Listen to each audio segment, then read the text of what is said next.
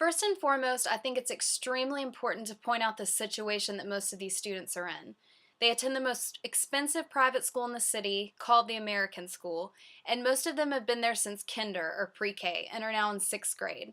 Half of their day is in English and half of their day is in Spanish, so needless to say, most are from a high to higher social class in Mexico, which is drastic because the lower socioeconomic class in the country is very low.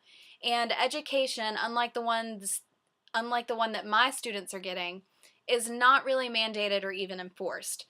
So, much like my friends who are now living in the US, because these students are upwardly mobile, it's almost guaranteed that if they studied abroad or moved to a native English speaking country, it would be because they wanted to. From these short interview samples, it's plain to see that these students are, for the most part, instrumentally motivated. Dornier and Sizer refer to this kind of motivation as a potential for pragmatic gains from target language proficiency, such as a better job or studying at American University in this case. Most of my students said they either wanted to study in the US or they wanted to learn English so they would have better job opportunity later on down the road. Even the students that said they didn't really enjoy English class went on to say that they knew English was important for their future. Being in a bilingual school where the native language is Spanish presents English to these students as an advantage. They all said that they think it's important to speak English not just to communicate with others, but more importantly to benefit their lives.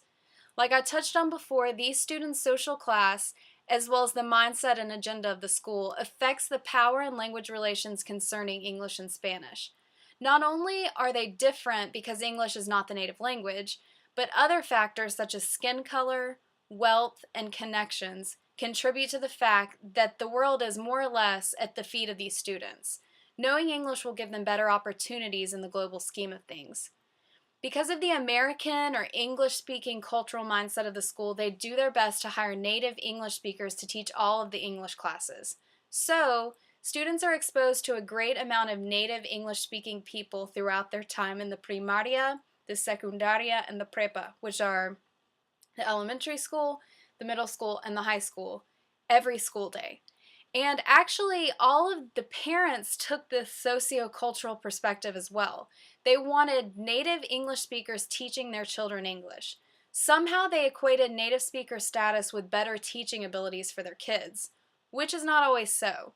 Just because you're a native speaker of a language doesn't mean that you know how to teach it effectively. However, we always spoke English, and we always practiced activities taking into account the Mexican point of view and cultural background in order to build to what students didn't know, which was my point of view and cultural background. Being that I am a native English speaker, I could give students the cultural insight and practice with the native speaker accent that their parents thought was essential. Most of the students also possess this socio-cultural perspective and cited it in their interviews.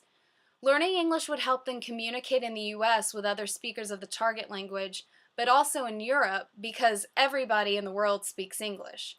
All of these culturally relevant activities performed in the target language tie into acculturation. It's interesting because some of my students were shy to speak with other native speakers outside of the classroom, no matter their English level, but all of them were fascinated with English-speaking culture.